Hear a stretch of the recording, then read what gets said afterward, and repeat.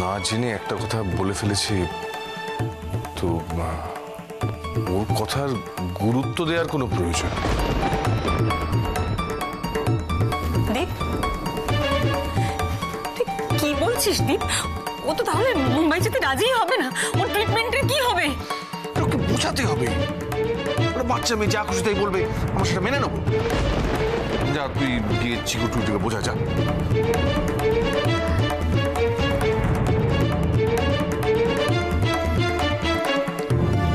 দেখ, তুই যেটা ভালো বুঝিস সেটাই কর। শুধু একটা কথা মনে রাখিস, যে ডিসিশনটাই নিবি সেটা টুইটির কথা মাথায় রেখে নিবি। ভালো করতে গিয়ে যেন খারাপ না হয়ে যায়।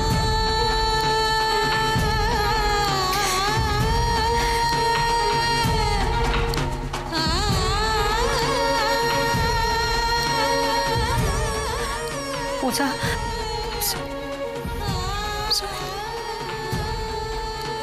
পরমা,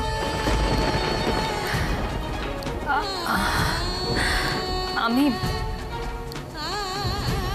তোমাকে একটা কথা বলতে চাই। আমি জানি এরকম সময় তোমাকে কিছু বলাটা হয়তো আমার উচিত না, কিন্তু তোমার হয়তো আমাকে খুব স্বার্থপর বলে মনে হবে, কিন্তু আমি নিরুপায়। দেখো, আমি জানি যে তোমার আগে একটা জীবন ছিল, সেই জীবনে আমাদের কোনো অস্তিত্ব ছিল না। একটা ঝড়ে তুমি তোমার জীবনের সবকিছু হারিয়েছ। দ্বীপেরও তাই। পূজা চলে যাবার পরে বাড়িটা ভীষণ ভীষণ ফাঁকা ফাঁকা লাগতো। তারপর হঠাৎ একদিন তুমি এলে। শুধু চিকুটুইটি নয়, আমরাও যেন নতুন করে বাঁচতে লাগলাম। শুধু স্মৃতি আঁকড়ে ধরে থাকলে চলে, জীবনে এগিয়ে যেতে হয়। এখন এই মুহূর্তে খালি চোখে, সাদা চোখে যেটাকে ভুল বলে মনে হয়, দেখা যায় সেটাই ঠিক। দেখো, ঈশ্বর তোমার সামনে একটা সুযোগ এনে দিয়েছে, এবার তোমার সিদ্ধান্ত।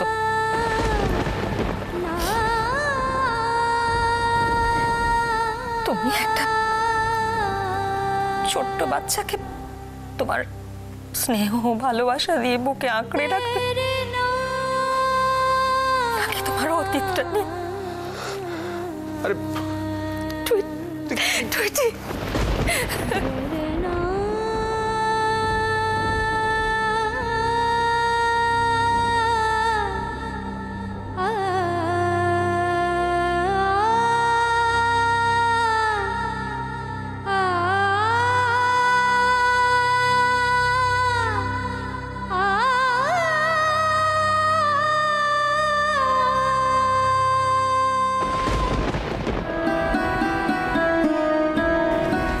দাদা, এই ঠিকানাটা একটু বলতে পারবেন? না তো দেখে না, জানি না।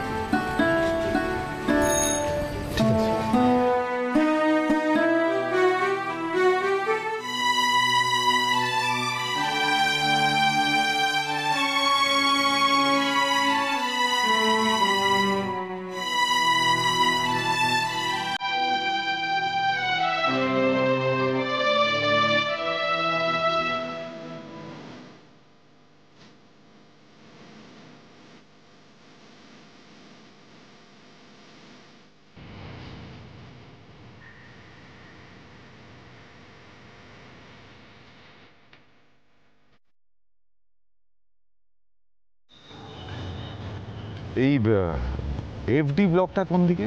ওদিকে গিয়ে অন্য লোককে জিজ্ঞাসা করুন, যা হোক জিজ্ঞাসা করলে আবার ডান দিকে বলে দেবে।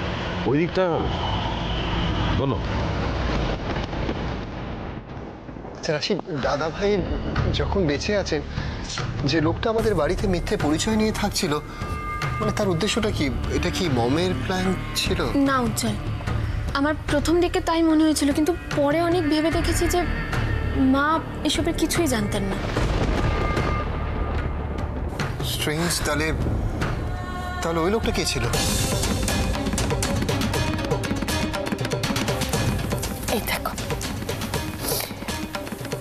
এই হলো বিচ্ছু, আমার ছেলে।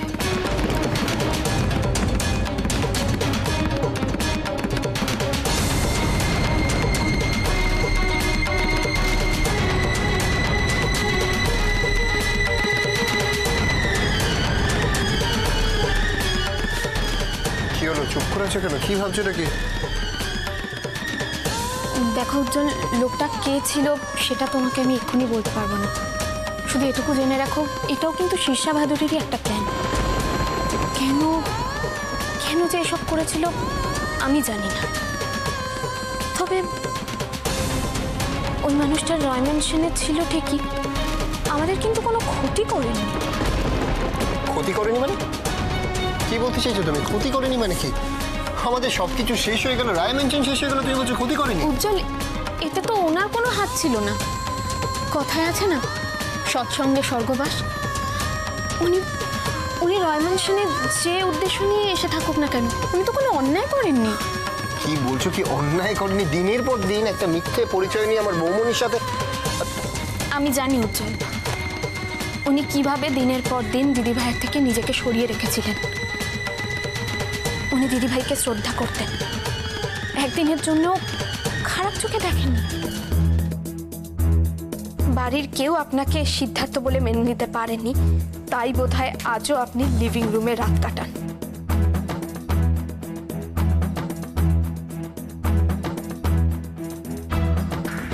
তবে আমার তখনই সন্দেহ হয়েছিল যে উনি আমাদের দাদা ভাই নন। না না, সন্দেহ আগে যখন করেছিলে তাহলে জানাওনি কেন? অ্যাটলিস্ট আমি অ্যালার্ট হতে পারতাম আর আমাদের রয় মেনশনকে। উজ্জ্বল, উনি তো আমাদের সাথে কোনো অন্যায় করেননি, বরং উপকার করে নিজের ভুলের প্রায়শ্চিত্ত করেছেন। কি বলছো? কি অন্যায় করেননি, প্রায়শ্চিত্ত করেছেন, ভুলের উপকার করেছেন? কি উপকার করেছেন? আমাদের সবকিছু ওনার জন্য শেষ হয়ে গেছে। চল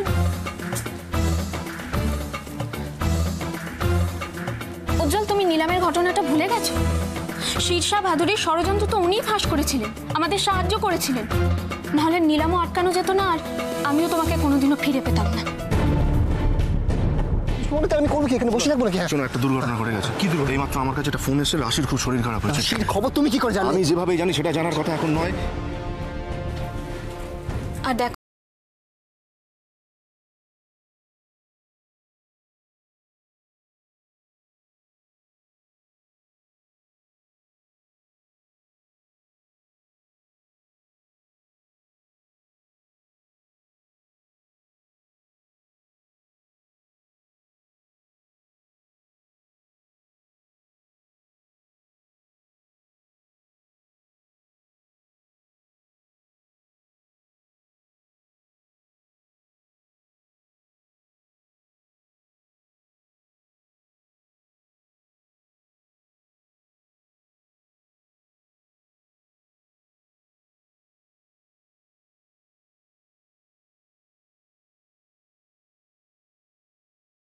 নিয়ে তোমাকে নিয়ে সোজা দাদা ভাইয়ের কাছে যাব, আর আজ এটাই আমার স্বাদ।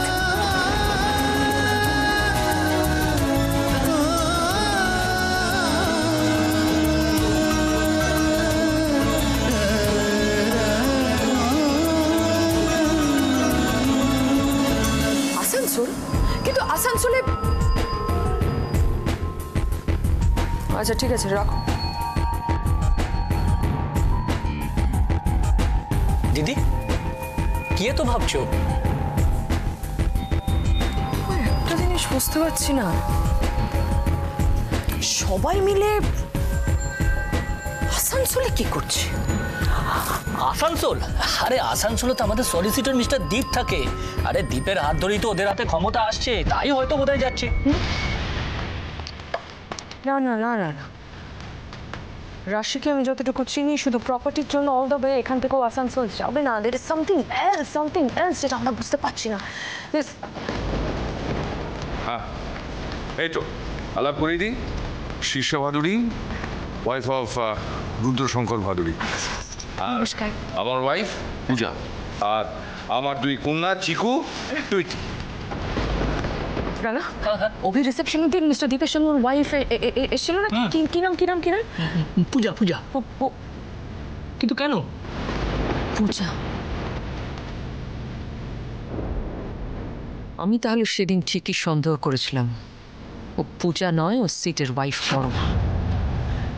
রাশি আর উজ্জ্বল ওরাও কোনোভাবে এটা জানতে পেরে গেছে, তাই ওরা আসানসোল গেছে। আর সিদ্ধার্থও তো আসানসোল। বাহ, আমার জন্য তো কাজটা আরো সহজ হয়ে গেল। রয় ম্যানশনের ব্লাস্টে যেটা সম্ভব হয়নি সেটা আসানসোলে হবে, একসঙ্গে 4 জন মরবে। রয় ম্যানশনের ব্লাস্টে যেটা সম্ভব হয়নি সেটা আসানসোলে হবে, একসঙ্গে 4 জন মরবে।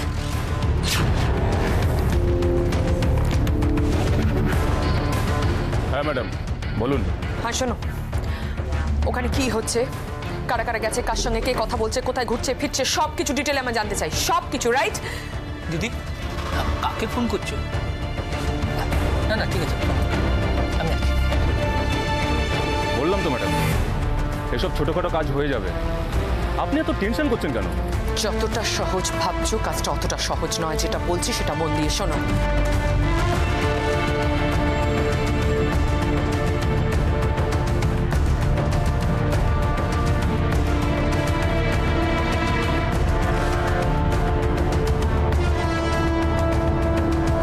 Okay madam.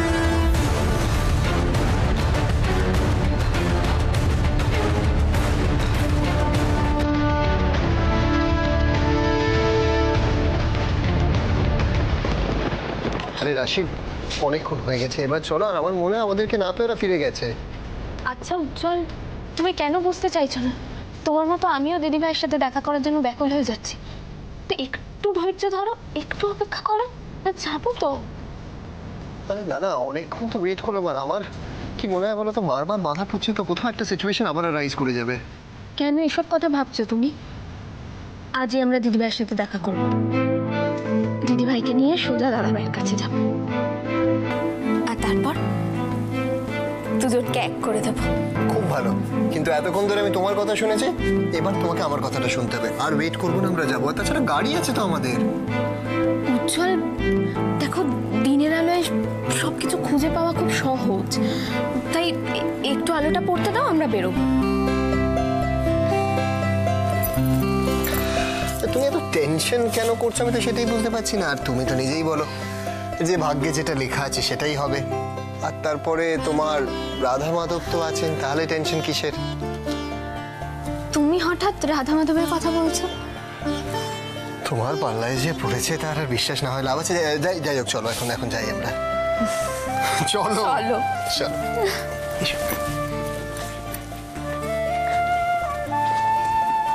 সম্ভব অসম্ভব কোনটাই আমার হাতে নেই, কোনটা ঠিক কোনটা ভুল সেটা বোঝার ক্ষমতাও চলে গেছে। হ্যাঁ, আমি আপনার মনের অবস্থা বুঝতে পারছি। আসলে দিদি চিকু টুইটিকে খুব ভালোবাসে তো, নিজের থেকেও বেশি। তাই আপনি ঠিকই বলেছিলেন, আমরা আসলে ওই দুটো সমান্তরাল রেখা, যারা পাশাপাশি চলবে কিন্তু কোনোদিন মিট করবে না। আপনার জীবনের সিদ্ধার্থ আর আমার জীবনে পূজা চিরদিন চিরসত্য হয়ে থাকবে। তারা না থেকেও থেকে যাবে আমাদের জীবনে। আসলে তো একজন মাহারা সন্তানের বাবা, তাই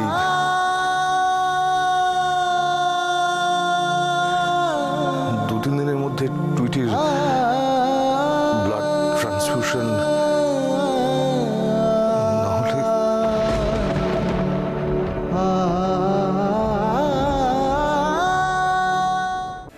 আসলে আমি তো একজন মাহারা সন্তানের বাবা, তাই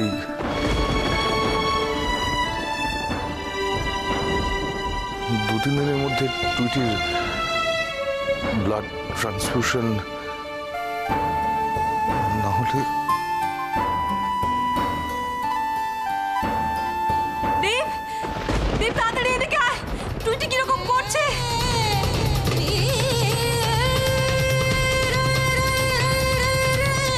টুইটি কি হয়েছে? টুইটি কি কষ্ট হচ্ছে তোর? নিঃশ্বাস নিতে কষ্ট হচ্ছে? ও টুইটি, টুইটি মা কি কষ্ট হচ্ছে মা? কি হয়েছে? দীপ, ও কিরকম করছে দেখো মা। নিঃশ্বাস নিতে ভীষণ কষ্ট হচ্ছে। টুইটি, টুইটি অক্সিজেন, অক্সিজেন লাগবে। এক্ষুনি একটা ফোন করুন। আমি ডাক্তারকে ফোন করছি, এক্ষুনি ফোন করছি। টুইটি, টুইটি চোখ খোল মা। কি কষ্ট হচ্ছে? ও তো জ্বরে গা পুড়ে যাচ্ছে। টুইটি, টুইটি শোনা মা।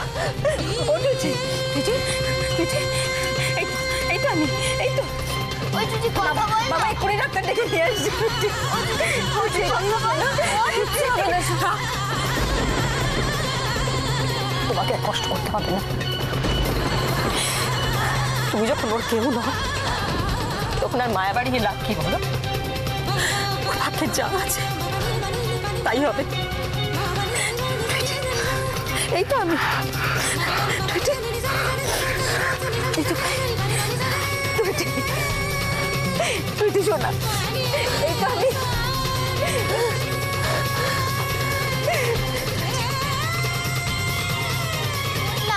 ওই টুইটি,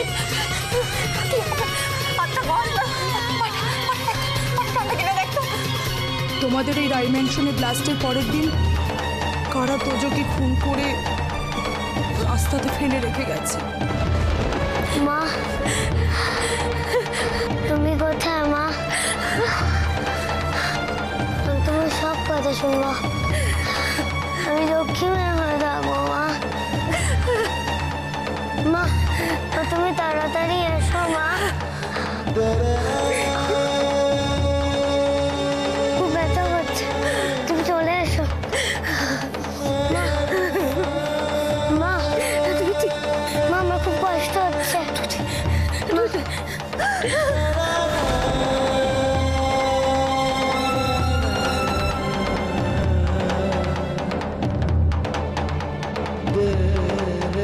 তুমি তাড়াতাড়ি এসো মা। মা, আমি তোমার সব কথা শুনবো। আমি আর কোনোদিন দুষ্টুমি করবো না।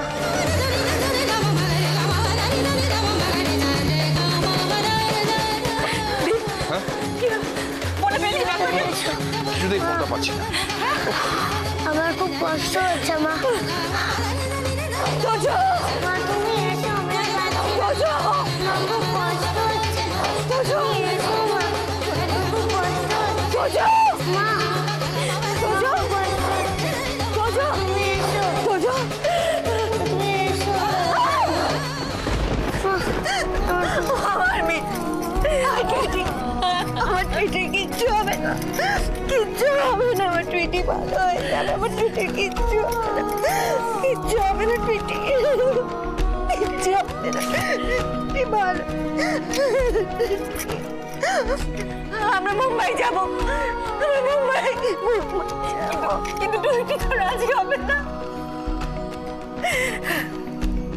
কোনো কিন্তু জায়গা নেই। টুইটিকে যে করে হোক সুস্থ করে তুলতেই হবে। টুইটি যা চায় তাই হবে।